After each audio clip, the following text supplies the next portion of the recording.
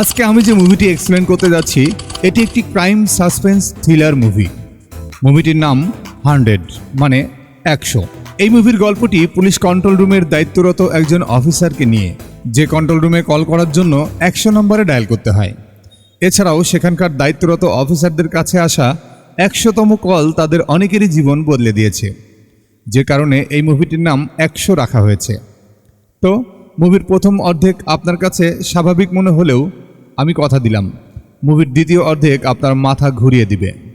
কে কার সাথে কেমন কিভাবে কি অপরাধ করতেছে এটা বুঝে উঠতে আপনার অবস্থা একেবারে টাইট হয়ে যাবে। তবে কোনো চিন্তা নেই, নো টেনশন। এত জটিল আর কঠিন গল্পকে সহজ করে বুঝে দেওয়ার জন্য তো আমি আছি। তো হাই, আমি মিকাইল ইসলাম, সিনেমা উইথ মিকাইল ইউটিউব চ্যানেলের নতুন আরও একটি ভিডিওতে আপনাকে স্বাগতম। মুভির শুরুতেই আমরা একজন আসামিকে গ্রেপ্তার করে পুলিশ স্টেশনে নিয়ে আসতে দেখি। আর আসামিকে থানায় নিয়ে আসতেই কেন জানি একটা কেস সারা জীবনের জন্য বন্ধ করে দেওয়া হয়। তবে এটা আসলে কিসের কেস আর কেন সেই আসামিকে ধরে আনার সঙ্গে সঙ্গে কেসটা ক্লোজ করে দেওয়া হলো তা আমরা সামনে গেলে বুঝতে পারবো। দৃশ্য পরিবর্তন হয়ে আমাদের সাত্তিয়া নামের একজনকে দেখানো হয়। এই সাত্তিয়াই আমাদের আজকের মুভির হিরো। তো সাত্তিয়া খুব তাড়াহুড়ো করে তার কিছু বন্ধুদের নিয়ে একটি কলেজে আসে। কলেজে এসেই ভিকি নামের একটি ছেলেকে মারতে শুরু করে, কারণ ভিকি সাত্তিয়ার কলিজার বন্ধু আনোয়ারের বোনকে টিজ করেছে। আর এটা হচ্ছে আনোয়ারের ছোট বোন আয়েশা। কিন্তু আয়েশাকে দেখে মনে হচ্ছে যে ভিকিকে মারার কারণে সে ভিতরে ভিতরে অনেক কষ্ট পাচ্ছে, বাট এর পেছনের আসল কারণটা কি সেটা পরেই বুঝতে পারবেন। তো সাত্তিয়া ভরা কলেজ চত্বরে একটা ছেলেকে মারতেছে, এই বিষয়টা পুলিশের কানে যায়, যে কারণে কিছুক্ষণের মধ্যেই একজন পুলিশ ইন্সপেক্টর সেখানে এসে সাত্তিয়াকে টানতে টানতে নিয়ে যায়। আপনারা হয়তো ভাবতেছেন সাত্তিয়াকে পুলিশ স্টেশনে নিয়ে গিয়ে একটা রাম ধোলাই দেবে, তাই তো? কিন্তু না বস, আনোয়ার ও সাত্তিয়ার কথা শুনে আমরা বুঝতে পারি এই পুলিশ ইন্সপেক্টর আসলে আর কেউ নয়, এটাই সাত্তিয়ার সেই জানিজিগার দোস্ত আনোয়ার, মানে আয়েশা এই আনোয়ারেরই বোন। তো আনোয়ার সাত্তিয়াকে পুলিশ স্টেশনে না নিয়ে গিয়ে একটা চায়ের দোকানে নিয়ে আসে এবং বলে, তুই কেন অযথা নিজেকে এসব ভেজালে জড়াস? সারাদিন ভণ্ডামি আর গুন্ডামি ছাড়া কি তোর কোনো কাজ নাই? তখন সাত্তিয়া বলে, তোর বোন মানে আমার বোন, আর আমার বোনকে কেউ টিজ করেছে এটা শুনে আমি চুপ করে বসে থাকতে পারি? এটা শুনে আনোয়ার বলে, ঠিক আছে সেটা না হয় বুঝলাম, কিন্তু তুই তো কয়েকদিনের মধ্যে পুলিশ হতে চলেছিস, তাই নিজেকে এখন এইসব ভেজালে না জড়িয়ে জয়নিং লেটার আসা পর্যন্ত একটু শান্তশিষ্ট থাক। এটা শুনে সাত্তিয়া খুব পাট নিয়ে বলে, ঠিক বলেছিস, আগে আমার জয়নিং লেটারটা আসতে দে, তারপর আমার খেলা দেখবি। মানে সাত্তিয়া এখন থেকেই স্বপ্ন দেখতেছে পুলিশ হবার। সে এমনভাবে ক্রাইম দূর করবে এবং পুরো শহর দাপিয়ে বেড়াবে যে অপরাধীরা তার নাম শুনলেই ভয় পাবে। তো তারা চা খেতে খেতে এসব গল্প করতে থাকে, আর দৃশ্য চলে আসে ডিসি নামের একটা প্রোডাক্ট ডেলিভারি কোম্পানিতে। যদিও এই কোম্পানির কাজ বিভিন্ন অনলাইন শপিং ওয়েবসাইটের প্রোডাক্ট হোম ডেলিভারি করা, কিন্তু এই কোম্পানির মালিক এইসব প্রোডাক্টের ভেতরে প্যাকেট করে লুকিয়ে সারা শহরে পাউডার সাপ্লাই দেওয়ার ব্যবসা করে। আরে বস, এটা তিব্বত ঘামাসি পাউডার না, বা ক্যারাম বোর্ডেরও পাউডার না, তাহলে এটা কিসের পাউডার আশা করি বুঝে গেছেন। তো উনি হলেন এই কোম্পানির মালিক গণেশ, আর ইনি হলেন গণেশের ম্যানেজার ডেভিড। কোথায় কখন কতখানি পাউডার ডেলিভারি করতে হবে এই সব কিছু ওই ডেভিডই দেখাশোনা করে। তো ডেভিডের আদেশ মতো প্রত্যেক ডেলিভারি বয় ব্যাগে ব্যাগে এই পাউডার ভরে নিয়ে পুরো শহরের সাপ্লাই কাজে নেমে পড়ে। আর দৃশ্য এখানেই পরিবর্তন হয়ে আমাদের দেখানো হয় স্কুল পড়ুয়া এক জোড়া নিব্বা নিব্বিকে। এই মেয়েটির নাম সন্ধ্যা আর ছেলেটির নাম হরি। এই দুজন আসলে অনেক দিন থেকে একসঙ্গে পড়াশোনা করতে করতে একে অপরকে ভালোবাসতে শুরু করেছে। তাই হরি স্কুল শেষে সন্ধ্যার সঙ্গে গল্প করতে করতে বাসায় আসতেছে, এমন সময় রকি নামের একটা ছেলে হঠাৎ সন্ধ্যার কাছে এসে সন্ধ্যাকে বলে, এতদিন আমার সাথে রাত কাটিয়ে তোর স্বাদ মিটে গেছে তাই না, যে কারণে এখন নতুন এই ছেলেকে ফাঁসাচ্ছিস। এটা শুনে সন্ধ্যা রকিকে বলে, ভাই আপনি কে? আমি তো আপনাকে চিনি না। তখন রকি সন্ধ্যাকে গালিগালাজ করতে থাকলে হরি পাশ থেকে বলে, ভাই সন্ধ্যা বললেই তো সে আপনাকে চেনে না, তাহলে অযথা ডিস্টার্ব করছেন কেন? রকি তখন হরিকে একটা থাপ্পড় মেরে বলে, সন্ধ্যা আর আমার মাঝে একদম ঢোকার চেষ্টা করবি না।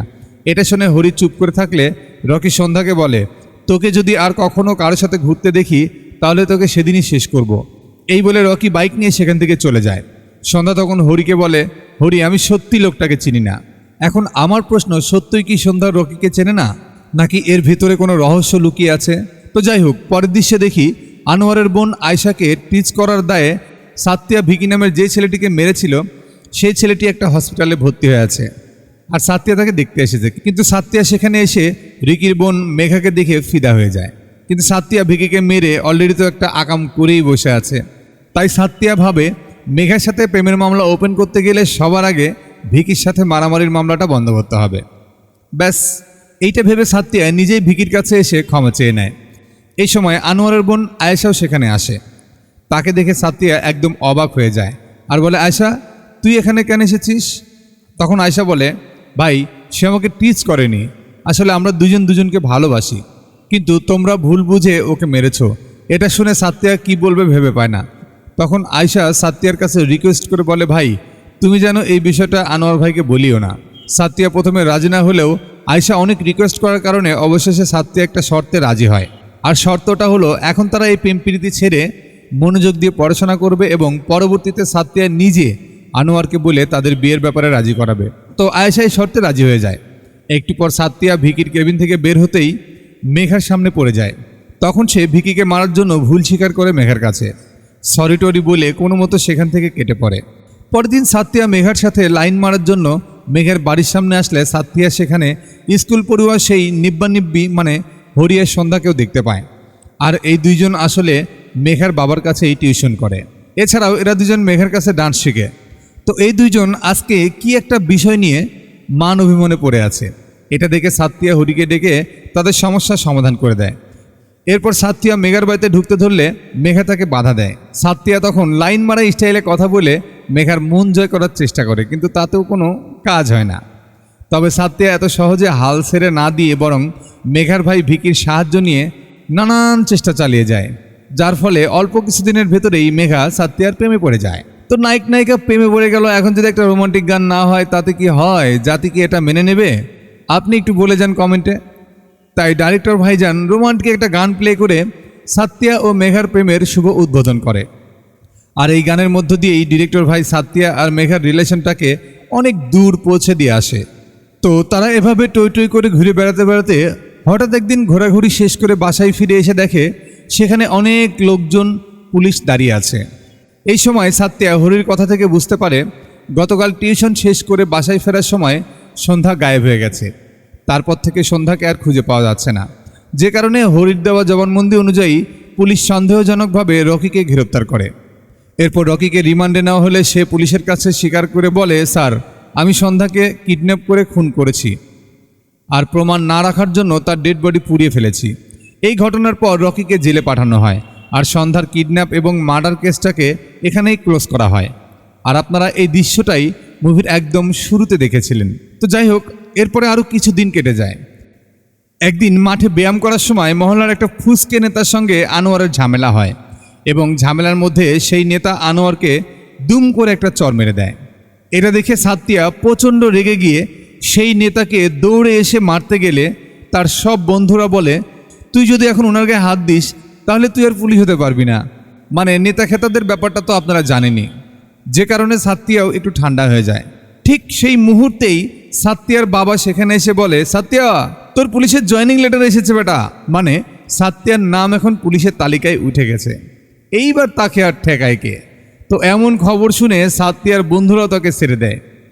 সাত্তিয়া তখন সেইভাবে পুলিশি মুড নিয়ে সেই নেতার কাছে এসে বলে, একজন পুলিশ অফিসারের সামনে তার বন্ধুকে মারার সাহস কি করে হয়? এই বলে সাত্তিয়া সেই একটা স্টাইলে নেতার গালে ঠাটিয়ে একটা লাথি মারে। লাথি মারার কথাটা শুনতে কেমন যেন আজব লাগলো, তাই না? কিন্তু কি আর করার, মেনে নেন। তো পরের দিন সাত্তিয়া খাকি পোশাক গায়ে দিয়ে মা বাবার আশীর্বাদ নিয়ে সোজা পুলিশ কমিশনারের অফিসে চলে আসে। এরপর কমিশনারকে অ্যাপয়েন্টমেন্ট লেটারটা জমা দিয়ে বলে, স্যার দয়া করে আমাকে এমন একটা জায়গায় পোস্টিং দেন যেখানে অপরাধ বেশি হয়, কারণ আমি ক্রিমিনালদের সাথে টক্কর নেওয়ার জন্য পুলিশ হয়েছি। কিন্তু পুলিশ কমিশনার তার ওসব কথায় কান না দিয়ে পেরিমল নামের একজন সিনিয়র অফিসারকে ডেকে বলে, পেরিমল তুমি ওকে তোমার ডিপার্টমেন্টে নিয়ে যাও। পেরিমল তখন সাত্তিয়াকে নিয়ে যেতে থাকলে সাত্তিয়া এটা ভেবে ব্যাপক এক্সাইটেড থাকে যে না জানি তাকে কোন জায়গায় পোস্টিং দেওয়া হবে। এই সময় পেরিমল জ্যাকসন নামের আরেকজনকে তার সাথে নেয়, কারণ এই জ্যাকসনও সাত্তিয়ার সাথে নতুন জয়েন করেছে। তো কিছুক্ষণ পর পেরিমল তাদের দুজনকে একটা রুমে নিয়ে এসে বলে, তোমাদের দুজনকে এখানেই কাজ করতে হবে, কিন্তু সাতিয়া জায়গাটা দেখেই একদম অবাক হয়ে যায়, কারণ সে পুরো জায়গাটা অবজারভেশন করে বুঝতে পারে যে এটা একটা পুলিশ কন্ট্রোল রুম। আসলে পুলিশ কন্ট্রোল রুমের কাজ কি সেটা তো আপনারা জানেনই, তারপরে একটু জানিয়ে রাখি। মানুষ বিপদে আপদে পড়লে পুলিশের কাছে সাহায্য চেয়ে যে কলগুলো করে সেই কলগুলো এখানে কর্মরত পুলিশেরাই অ্যাটেন্ড করে। এছাড়াও পুরো শহরের উপর নজরদারি রাখা ও বিভিন্ন জায়গায় দায়িত্বরত পুলিশদেরকে বিভিন্ন দিক নির্দেশনা দেওয়ার কাজ এই কন্ট্রোল রুমের মাধ্যমেই হয়ে থাকে। তার মানে সাতিয়াকে পুরো দিন এই রুমের মাঝে বসে থেকেই পার করতে হবে। সে ক্রিমিনালদের সাথে লড়াই করতে পারবে না, এটা ভেবে সাতিয়া পেরুমলকে রিকোয়েস্ট করে বলে, স্যার আমার দ্বারা এখানে কাজ করা সম্ভব নয়, দয়া করে আমাকে বাইরে পোস্টিং দিন। কিন্তু পেরুমল সাতিয়ার কথায় কান না দিয়ে সাতিয়াকে উল্টাপাল্টা বুঝিয়ে সুঝিয়ে এখানেই কাজে লাগিয়ে দেয়। তো কি আর করার, ইচ্ছে না থাকলেও সাতিয়া এখানেই তার কাজ শুরু করে। কিন্তু কাজ শুরু করলে সাতিয়া বুঝতে পারে এখানে প্রয়োজনীয় কলের চেয়ে আলতু ফালতু কলই সবচেয়ে বেশি আসে। এটা দেখে সাতিয়ার মেজাজ তো আরও বেশি খারাপ হয়ে যায়। তো এভাবেই বোরিং হয়ে কাজ করতে করতে সাতিয়ার আরও কিছুদিন কেটে যায়। এক রাতে সাতিয়া আর আনোয়ার বাইক নিয়ে একটা রেস্টুরেন্টের সামনে এসে থামে। আনোয়ার তখন কি যেন একটা কাজে রেস্টুরেন্টের ভিতরে গেলে সাতিয়া বাইকের কাছে অপেক্ষা করতে থাকে। এই সময় হঠাৎ সাতিয়া দেখে রেস্টুরেন্টের দোতলায় আনোয়ারের বোন আয়েশা ও ভিকি ডেটিং করতেছে। এটা দেখে সাতিয়ার অবস্থা খারাপ হয়ে যায়, কারণ সে ভিকিকে প্রেম প্রীতি বাদ দিয়ে পড়াশোনায় মনোযোগ দিতে বলেছিল। তাই কাজ শেষে আনোয়ার সাতিয়ার কাছে ফিরে আসলে সাতিয়া তাকে বলে, তুই বাসায় যা, আমার একটু কাজ আছে, আমি সেটা শেষ করেই আসতেছি। এই বলে সাতিয়া সঙ্গে সঙ্গে ভিকি ও আয়েশার কাছে আসে আর বলে, আমি তোমাদেরকে কি বলেছিলাম আর তোমরা কি করছো? আনোয়ার যদি জানতে পারে তবে তোমাদের দুজনকেই একদম মেরে ফেলবে। ঠিক সেই সময় আনোয়ার সেখানে আসে আর ভিকিকে মারতে শুরু করে। মানে সে হঠাৎ সাতিয়ার এখানে থাকার ব্যাপারটা সন্দেহ করে সাতিয়ার পিছু পিছু এসেছে। আনোয়ার ভিকিকে মারতে থাকলে সাতিয়া তাকে বাধা দিতে থাকে। এদিকে আনোয়ার জানে যে সাতিয়া ভিকির বোন মেঘাকে ভালোবাসে, যে কারণে ভিকিকে মারার সময় সাতিয়াকে এমন বাধা দেওয়া দেখে আনোয়ার রাগ করে সাতিয়াকে বলে, তুই ভিকির বোনকে কাছে পাওয়ার জন্য আমার বোনকে ব্যবহার করছিস, তুই কখনোই আমার বন্ধু হতে পারিস না, তোকে দালাল বললেই বেশি মানাবে। এই বলে আনোয়ার রাগ করে সেখান থেকে চলে যায়। এদিকে আনোয়ারের এমন কথা শুনে সাতিয়া মনে মনে ভীষণ কষ্ট পায়, আর এখান থেকে সাতিয়া আর আনোয়ারের বন্ধুত্বের মাঝে একটা দূরত্ব সৃষ্টি হয়। তো যাই হোক, দৃশ্য এখানেই স্কিপ করে আবারও ডিসি কোম্পানিতে আসে। আজকে ডিসি কোম্পানির ম্যানেজার ডেভিড পাউডারের বড় একটা ডিল করতে চলেছে, কিন্তু ট্রাকে করে মাল নিয়ে যাওয়ার সময় হঠাৎ একটা পুলিশ চেকপোস্টের কাছে এসে তাদের গাড়িটা অ্যাক্সিডেন্ট হয়। তখন ডেভিড তার লোকদের গাড়িটি পাশের একটা গোডাউনে নিয়ে গিয়ে রাখতে বলে এবং অন্য একটা ট্রাক আসা পর্যন্ত সেখানে অপেক্ষা করতে বলে। তো গাড়ির ড্রাইভার রাজেশ গাড়িটা গোডাউনে রেখে গাড়ির ভিতর বাইরে সব কিছু ঠিক আছে কিনা চেক করে নেয়। এরপর সে তার মোবাইলটা গাড়িতে চার্জে রেখে ডেভিডের কাছে আড্ডা দিতে যায়, কিন্তু ভুল করে সে গাড়ির ডিকিটা খোলা রেখে যায়। এদিকে সাতিয়া কন্ট্রোল রুমের নাইট ডিউটিতে কাজে বসতেই জ্যাকসন বলে, সাতিয়া আমি তোমার কল হিস্টোরি চেক করে দেখেছি, তুমি অলরেডি 99টা কল অ্যাটেন্ড করে ফেলেছ এবং আজকে 100 পূরণ করতে চলেছ। আমি শুনেছি 100তম কলটা নাকি এখানকার অনেকেরই জীবন পরিবর্তন করে দিয়েছে। সাতিয়া জ্যাকসনের এমন আজব কথা বিশ্বাস করতে না চাইলেও পেরুমল তার কাছে এসে বলে, সাতিয়া আমি আমার 30 বছরের চাকরি জীবন থেকে বলছি, এখানে কাজ করেছে এমন অনেক অফিসারেরই 100তম কলটা অনেক স্পেশাল ছিল। তাই তুমি এই কলটাকে উড়িয়ে না দিয়ে অপেক্ষা করে দেখো, হয়তো এই 100 নাম্বার কলটি তোমার জীবনেও বড় কিছু ঘটিয়ে দিতে পারে। দৃশ্য এখানেই পরিবর্তন হয়ে আবারও সেই ট্রাকের কাছে আসে, কিন্তু বারবার এই ট্রাকটাকেই কেন দেখানো হচ্ছে? তাহলে কি এর ভেতরে কোনো রহস্য লুকিয়ে আছে? চলুন এবার সেটাই দেখে আসা যাক। তো ক্যামেরা ধীরে ধীরে গাড়ির ভিতরে ঢুকে গেলে দেখি প্রথম সারিতে পাউডারের কিছু বাক্স থাকলেও ভিতরে সম্পূর্ণ ফাঁকা, আর এই ফাঁকা জায়গাতেই মেডিকেলের অনেক মেশিন রাখা আছে। কিন্তু এসব এখানে কেন? এরপর ক্যামেরা পিছন দিকে ফিরে আসতেই হঠাৎ করে একটা মেয়ে আমাদের সামনে চলে আসে। তাকে দেখে বোঝা যাচ্ছে যে মেয়েটিকে এখানে বন্দি করে রাখা হয়েছে এবং তাকে সুস্থ রাখার জন্যই এইসব মেডিকেল মেশিনের ব্যবস্থা করা হয়েছে। কিন্তু কে এই মেয়েটি আর কেনই বা তাকে এখানে রাখা হয়েছে? তো মেয়েটি ধীরে ধীরে গাড়ি থেকে বের হয়ে এসে কি করবে বুঝে উঠতে পারে না।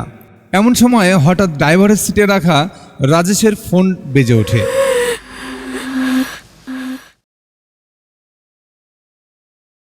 মেয়েটি তখন ফোনটা নিয়ে এসে আনলক করার চেষ্টা করে, কিন্তু অনেক চেষ্টার পরেও সেটা আনলক করতে পারে না, যে কারণে সে ইমার্জেন্সি 100 নম্বরে কল করতেই সেটা চলে আসে সাতিয়ার কাছে। সাতিয়া কলটা রিসিভ করলেই আমরা দেখি যে কলটা করেছে সে আর অন্য কেউ নয়, এটা হরির গার্লফ্রেন্ড সন্ধ্যা। কিন্তু এই সন্ধ্যাকে তো রকি কিছুদিন আগে কিডন্যাপ করে পুড়িয়ে মেরেছে, তাহলে এই মেয়েকে এখনও জীবিত দেখছে কি করে? আর এর পেছনের রহস্যটাই বা কি? তো জরুরি নাম্বারে কল করার পর পুলিশের রেসপন্স পেয়ে সন্ধ্যা কাঁদতে শুরু করে। ওদিকে সাত্তিয়া তখন বারবার হ্যালো হ্যালো করে যাচ্ছে। একটু পর সন্ধ্যা সাত্তিয়াকে বলে, স্যার আমাকে কিছু লোক কিডন্যাপ করেছে। সাত্তিয়া তখন সন্ধ্যার কাছে জানতে চায় সে এখন কোন জায়গাতে আছে। সন্ধ্যা বলে, স্যার আমি জানি না এটা কোন জায়গা, কিন্তু এটা দেখতে অনেক পুরাতন একটা গোডাউনের মতো। সাত্তিয়া তখন সন্ধ্যার নাম, ঠিকানা, পরিচয় সব কিছু নোট করে নিয়ে বলে, তুমি কোনো টেনশন করো না, 10 মিনিটের মধ্যে পুলিশ তোমার কাছে পৌঁছাবে। ঠিক এমন সময় হঠাৎ করে রাজেশের ফোনের ব্যাটারি শেষ হয়ে যায়।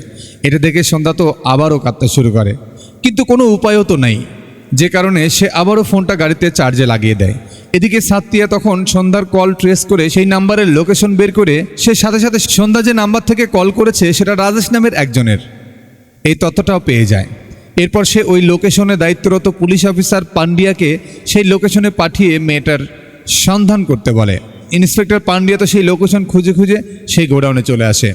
এদিকে ডেভিড ও তার লোকজন তখন গোডাউনের সামনে আড্ডা দিচ্ছিল, কিন্তু পুলিশকে আসতে দেখে তারা একটু ভয় পায়। তো ইন্সপেক্টর পান্ডিয়ান ডেভিডের কাছে এসে বলে, এই তোদের ভেতরে রাজেশকে? রাজেশ তখন সামনে আসলে ইন্সপেক্টর পান্ডিয়া তার আইডি কার্ড চেক করে বলে, তোর ফোন থেকে একটা মেয়ে অভিযোগ করেছে যে তাকে কিডন্যাপ করা হয়েছে। এটা শুনেই ডেভিড বুঝতে পারে কোনো একটা গরমিল হয়েছে। এদিকে ইন্সপেক্টর পান্ডিয়া পুরো জায়গা সার্চ করে দেখতে চাইলে রাজন বলে, স্যার আমি মজা করার জন্য ভয়েস চেঞ্জ করে 100 নম্বরে কল করেছিলাম।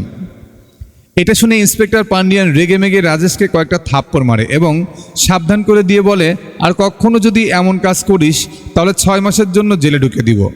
এরপর ইন্সপেক্টর পান্ডিয়ান পুলিশ কন্ট্রোল রুমে কনফার্ম করে যে এটা একটা ভুয়া কল ছিল। এটা শুনেই সাত্তিয়া একদম অবাক হয়, কারণ তার কোনো মতে বিশ্বাস হয় না যে এটা একটা ভুয়া কল ছিল। সাত্তিয়া তখনই মেয়েটির নাম পরিচয় দিয়ে সার্চ করে সন্ধ্যাকে দেখতে পায় এবং তাকে চিনতেও পারে। অন্যান্য অফিসাররাও তখন সাত্তিয়াকে বলে, কেউ হয়তো মারা যাওয়া মেয়েটির নাম দিয়ে কল দিয়ে মজা করেছে, কিন্তু সাত্তিয়ার কোনো মতেই এটা বিশ্বাস হয় না, কারণ সন্ধ্যার ভয়েস শুনে সে চিনতে পেরেছিল যে এটা সন্ধ্যা, যে কারণে সাত্তিয়া নিজের ফোন থেকে আবারও সেই নাম্বারে কল করে। তখনই রাজেশের ফোন বেজে উঠলে সন্ধ্যা কল রিসিভ করে, কিন্তু আননোন নাম্বার হওয়ার কারণে সন্ধ্যা কোনো কথা না বলে চুপচাপ থাকে। তখন ওপাশ থেকে সাত্তিয়া সন্ধ্যা নামে ডাক দিতেই সন্ধ্যা একদম কান্নায় ভেঙে পড়ে। সে বুঝতে পারে যে পুলিশ কন্ট্রোল রুম থেকেই তাকে কল করেছে, তাই সে কাঁদতে কাঁদতে বলে, স্যার আমাকে বাঁচান, আমি অনেক ভয় পাচ্ছি। সাত্তিয়া তখন এপাশ থেকে বলে, সন্ধ্যা তুমি ভয় পেও না, একটুর মাঝেই কিডন্যাপাররা এসে তোমাকে এখান থেকে অন্য কোথাও নিয়ে যাবে, বাট আমি তোমাকে যা বলি তুমি তাই করো, তাহলে ওরা তোমাকে যেখানেই নিয়ে যাক আমি সেখানেই পৌঁছতে পারবো।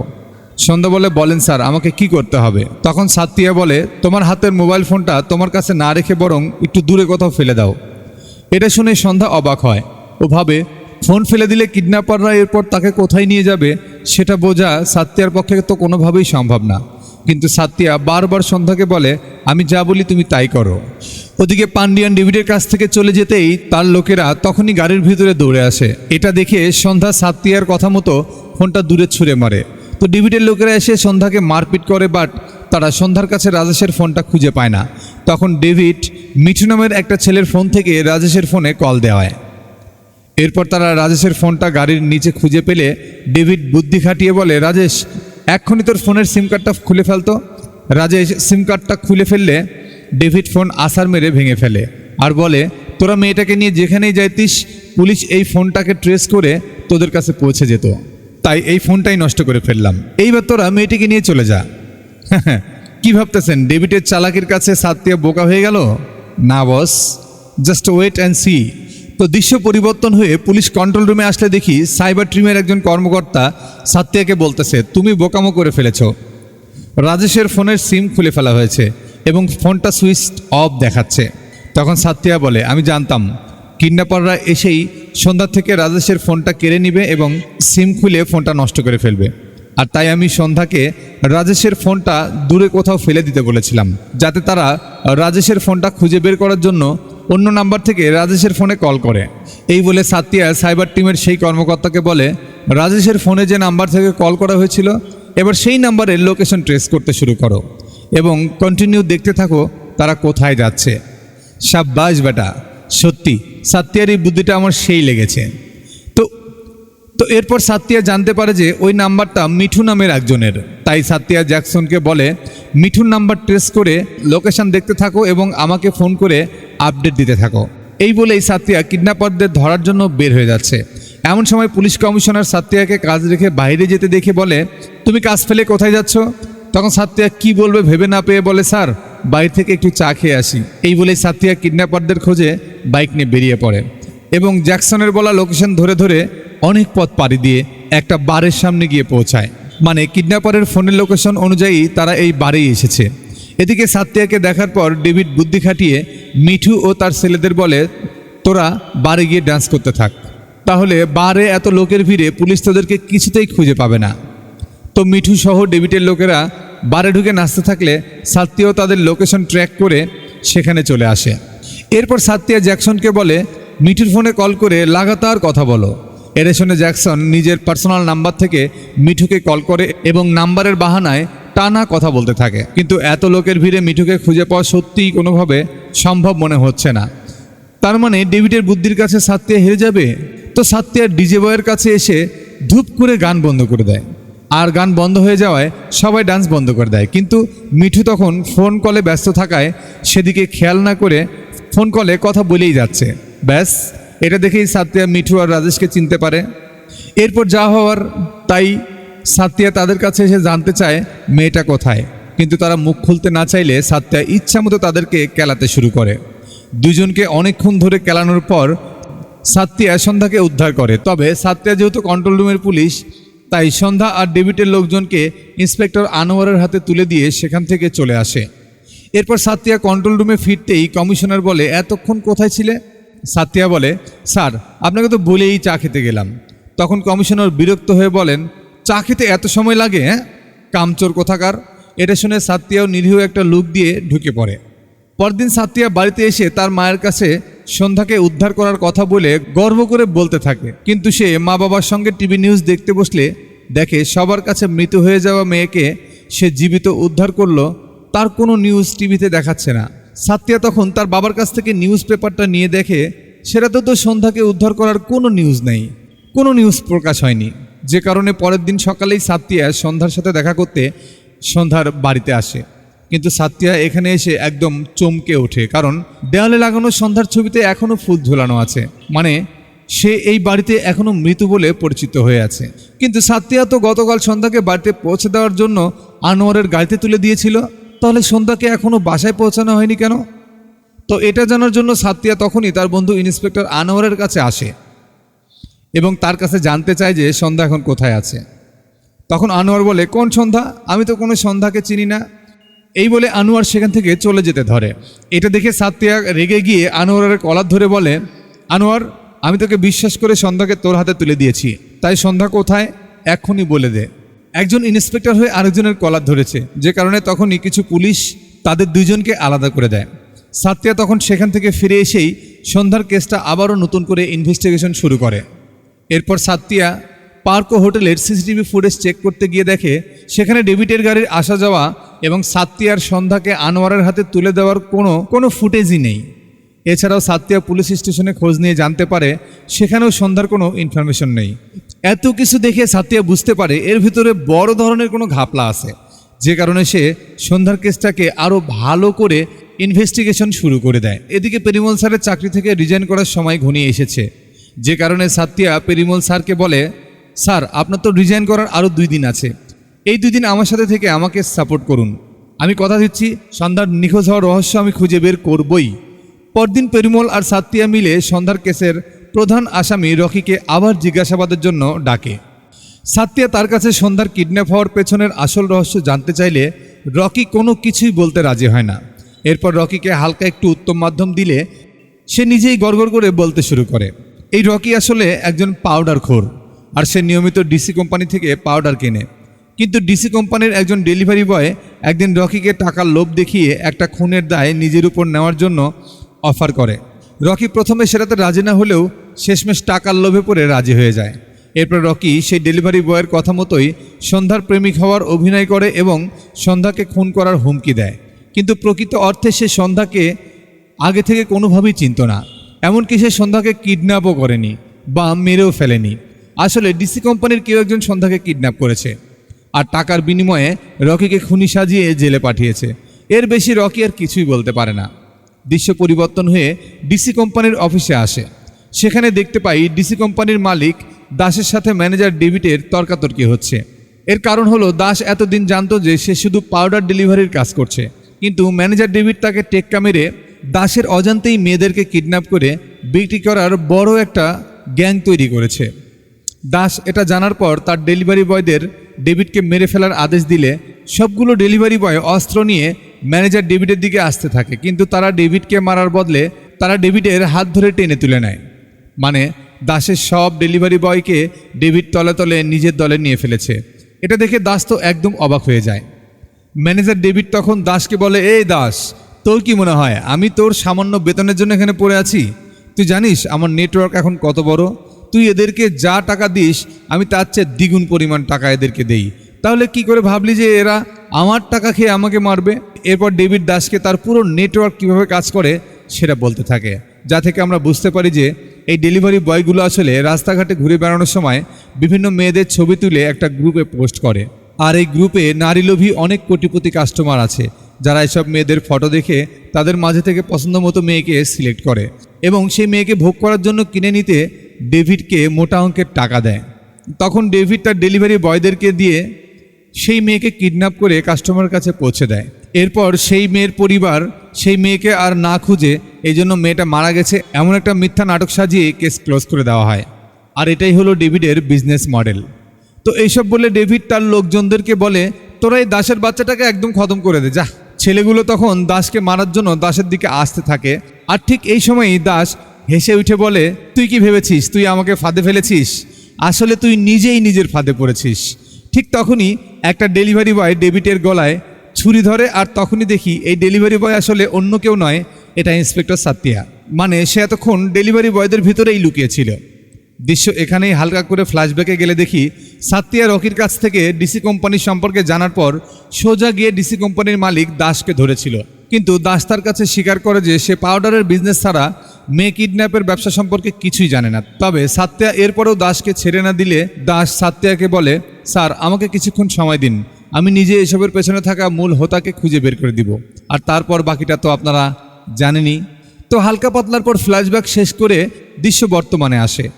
মেয়ে কিডন্যাপিং চক্রের মূল হোতা ডেভিডকে গ্রেপ্তার করে পুলিশ স্টেশনে নিয়ে যেতে থাকে, কিন্তু পথের মাঝে সাতিয়া রেড সিগন্যালে থামলে হঠাৎ একজন বাইকার এসে ডেভিডের মাথায় গুলি করে এবং সোজা সেখান থেকে পালিয়ে যায়। সাতিয়া তখনই গাড়ি থেকে নেমে পেরিমল স্যারের কাছে কল করে এবং সেই বাইকের ডিটেলস জানিয়ে দেয়। তখন কন্ট্রোল রুম থেকে প্রতিটা রোডের সিসিটিভি ফুটেজে দেখলে বোঝা যায় বাইকারটা কমিশনার অফিসের দিকে আসতেছে। একটু পরেই সেই বাইকার কমিশনার অফিসের সামনে চলে আসে। এরপর সে বাইক থেকে নেমে হেলমেটটা খুলতেই দেখি এই বাইকার আর কেউ নয়, এটা সাত্তিয়ারই জানে জিগার দোস্ত আনোয়ার। তো পেরিমল সাত্তিয়াকে এটা জানাতেই সাত্তিয়া রীতিমতো শক খায়। দৃশ্য এখানেই স্কিপ করে পরের দিন সকালে আসলে দেখি জিজ্ঞাসাবাদের জন্য পুলিশ আনোয়ারকে পুলিশ ইন্টারোগেশন রুমে রাখা হয়েছে। তো একটু পর সাত্তিয়া নিজেও সেখানে আসে। এই সময় আনোয়ার অন্য সব পুলিশদের কাছে দোষ স্বীকার করে বলে, আমার অনেক টাকা ঋণ থাকার কারণে আমি উপায় না পেয়ে ডেভিডের সাথে জড়িত হয়েছিলাম। ডেভিড আমাকে বলেছিল যে আমি যদি তার মালের গাড়ি নিরাপদে ট্রান্সফার করে দিতে পারি তাহলে সে আমার ঋণ পরিশোধ করে দিবে, কিন্তু কাজ করে দেওয়ার পরও ডেভিড আমাকে ঠকিয়েছে, তাই আমি তাকে মেরে ফেলেছি। সাতিয়া তখন একাই আনোয়ারের সাথে কথা বলার জন্য অন্য সব পুলিশদেরকে বাহিরে পাঠিয়ে দেয়। এরপর সাতিয়া আনোয়ারকে বলে, তুই কি শুধুই পাউডারের চোরাচালানে সাহায্য করেছিস নাকি মেয়েদের কিডন্যাপিং নিয়েও সাহায্য করেছিস?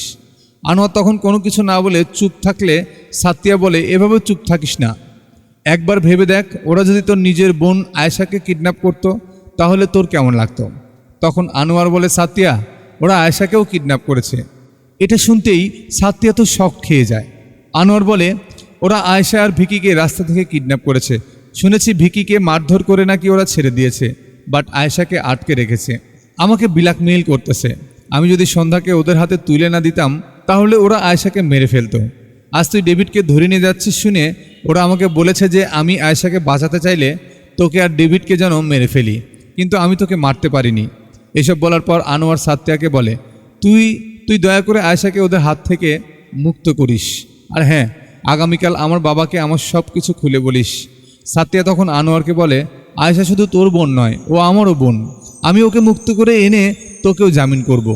এই বলে সাতিয়া সেখান থেকে চলে যেতে থাকে। কিন্তু রুমের দরজার বাইরে যেতেই হঠাৎ সাতিয়া থেমে যায় আর মনে মনে ভাবে, আনোয়ার তো এসব নিজেই তার বাবাকে বলতে পারতো, তাহলে আমাকে বলতে বললো কেন?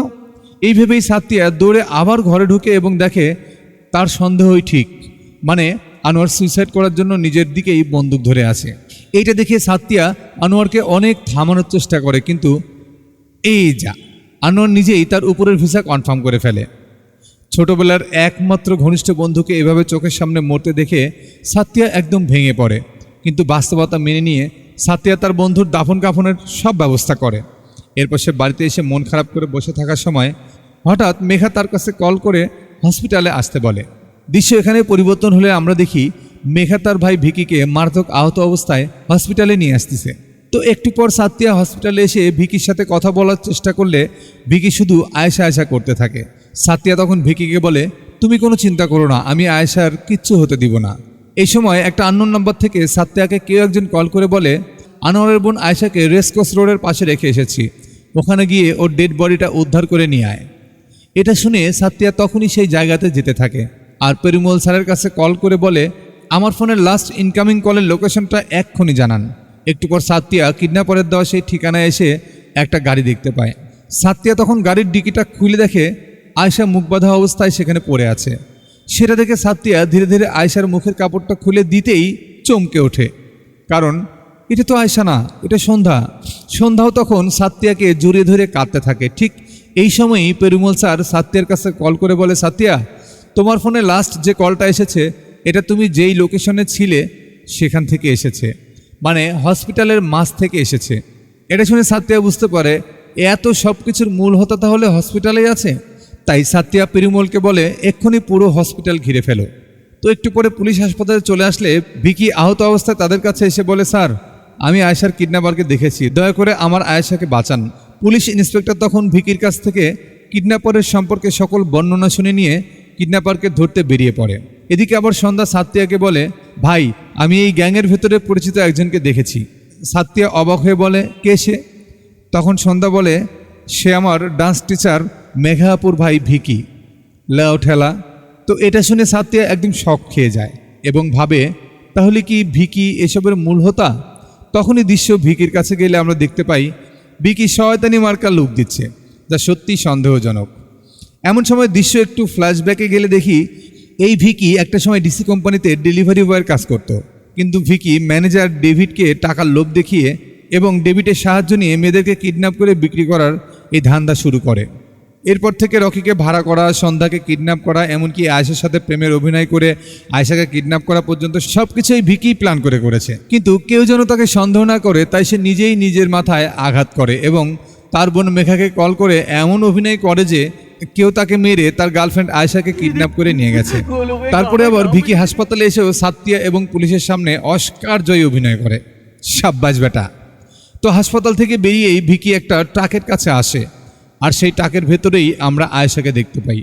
ভিকি ট্রাকে উঠেই সেখান থেকে চলে যেতে থাকে। আর এই সময় সে সাত্তিয়ার কাছে কল করে বলে, কি খবর সুমন্দি? সাত্তিয়া তখন রেগে মেগে বলে, আয়েশা কোথায়? ভিকি বলে, যদি আয়েশাকে বাঁচাতে চাস তাহলে সন্ধ্যাকে আমার কাছে দিতে হবে, কারণ সন্ধ্যার জন্য এক কাস্টমারের সাথে আমার 10 লাখ টাকার ডিল হয়ে গেছে। তাই আয়েশাকে নিতে চাইলে আয়েশার বদলে সন্ধ্যাকে দিয়ে যা। সাত্তিয়া শর্তে রাজি হলে ভিকি সাত্তিয়াকে একটা ঠিকানা দিয়ে সন্ধ্যাকে নিয়ে আসতে বলে এবং সাত্তিয়া যেন এই ব্যাপারে পুলিশকে বলার সুযোগ না পায় সেই জন্য ভিকি সাত্তিয়ার সাথে ফোন কলে লাইনেই থাকে। তো সাত্তিয়া সন্ধ্যাকে নিয়ে গাড়িতে উঠলে সন্ধ্যা সাত্তিয়াকে রিকোয়েস্ট করে বলে, ভাই প্লিজ তুমি আমাকে অন্য কারো হাতে তুলে দিও না। কিন্তু সাত্তিয়া কোনো কথা না বলে চুপচাপ থাকে, কারণ কোনো কথা বললেই ভিকি সেটা শুনতে পারবে। তো ভিকির কথা মতো সাত্তিয়া সন্ধ্যাকে গাড়িতে করে নিয়ে যেতে থাকে। বাট সাত্তিয়া গাড়ি চালাতে চালাতে কৌশল খাটিয়ে পেরিমল স্যারের কাছে হেল্প চায়, কিন্তু তখনই সেই মেসেজ চলে যায় ভিকির কাছে, মানে ভিকি অলরেডি সাত্তিয়ার ফোন হ্যাক করে ফেলেছে। যে কারণে সে সাত্তিয়াকে বলে, তুই যদি বেশি চালাকি করার চেষ্টা করিস তাহলে আয়েশাকে এখানে শেষ করে ফেলবো। তো কি আর করা, সাত্তিয়া বাধ্য ছেলের মতো পুলিশকে কিচ্ছু না জানিয়েই গাড়ি চালাতে থাকে। এভাবে অনেক পথ যাওয়ার পর সাত্তিয়ার সামনের চেকপোস্টে কিছু পুলিশ দেখতে পায়। বাট সাত্তিয়া যদি এই ব্যাপারে পুলিশদের মুখে বলতে যায় তাহলে তো সেটা ভিকি শুনতেই পারবে। তাই সাতিয়া অস্থির একটা বুদ্ধি খাটায় এবং ইচ্ছে করেই চেকপোস্টের পুলিশের গাড়িতে ধাক্কা মারে এবং তার গাড়িটা টান দিয়ে পালাতে থাকে, যেন সাতিয়ার গাড়িকে ধরার জন্য পুলিশ টিম তার পিছে পিছে আসে। আর সেটাই হয়, কিন্তু পুলিশটা গাড়ির কাছে আসতেই সাতিয়াকে দেখে চিনতে পারে। সাতিয়া তখন ইশারায় তাদেরকে ঘটনাটা বোঝানোর চেষ্টা করে।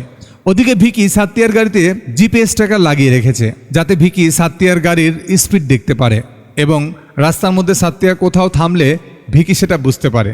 তো সন্ধ্যাকে পুলিশের সাথে বাসায় পাঠিয়ে দিয়ে সাতিয়া নিজে একা ভিকির কাছে যাওয়ার প্ল্যান করতেছে, কিন্তু গাড়ি থামালে ভিকি তো সেটা বুঝতে পারবে। তাই সাতিয়া অস্থির একটা বুদ্ধি খাটায় এবং চলন্ত গাড়ি থেকে সন্ধ্যাকে পুলিশের গাড়িতে পার করে দেয়। এরপর সেই দুজন পুলিশ সন্ধ্যাকে নিয়ে পুলিশ স্টেশনে যেতে থাকে, আর এদিকে সাতিয়া ভিকির দেওয়া ঠিকানা মতো যেতে থাকে। তখন ভিকি সাতিয়াকে বলে, এই তোকে আমি যেদিক দিয়ে আসতে বলেছি তুই সেদিকে না এসে পুলিশ স্টেশনে যাচ্ছিস কেন?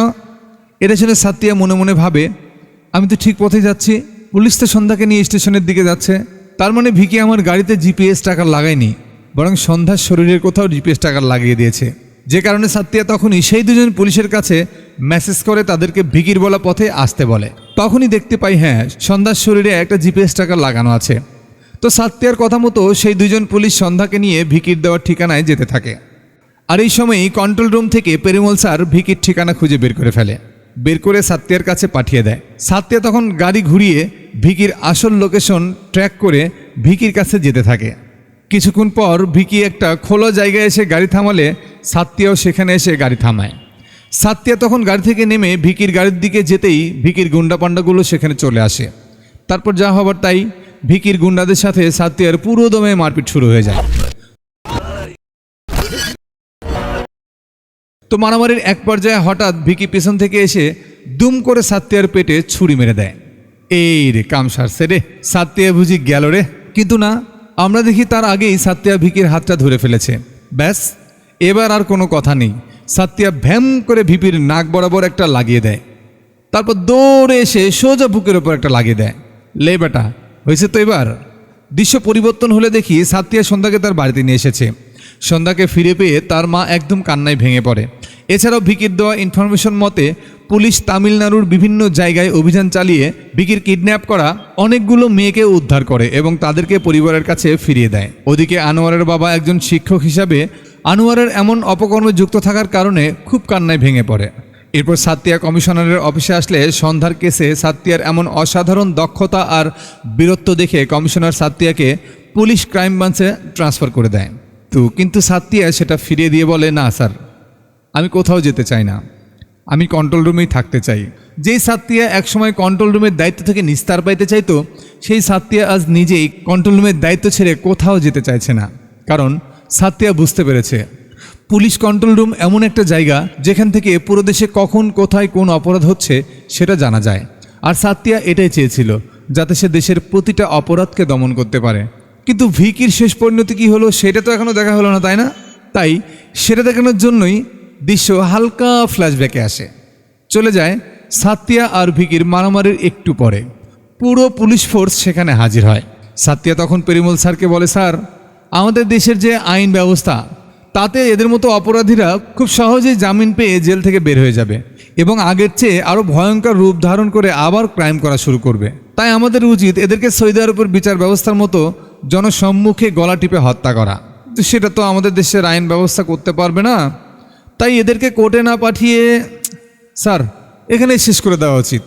এই বলে সাতিয়া পেরিমল স্যারকে বলে, স্যার, আপনার তো স্বপ্ন ছিল পুরো চাকরি জীবনে বড় কোনো ক্রিমিনালকে এনকাউন্টার করা, তো আজকে স্বপ্নটা পূরণ করে নেন।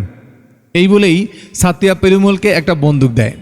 আসলে পেরিমলের খুব ইচ্ছা ছিল সে তার চাকরি জীবনে যেন অন্তত একজন ক্রিমিনালকে শেষ করতে পারে, কিন্তু কন্ট্রোল রুমের দায়িত্বে থাকার কারণে সেটা কখনোই সম্ভব হয়ে ওঠেনি। যে কারণে আজকে স্বপ্ন পূরণ হতে চলেছে ভেবে পেরিমল একটু ইমোশনাল হয়ে পড়ে। বাট একটু পরে সে ভিকিকে গান পয়েন্ট করে এবং ছোট্ট একটা হাসি দেয়, আর ভিকির উপরের ভিসা কনফার্ম হয়ে যায়। সেই সাথে আজকের মুভিটিও এখানেই শেষ হয়ে যায়।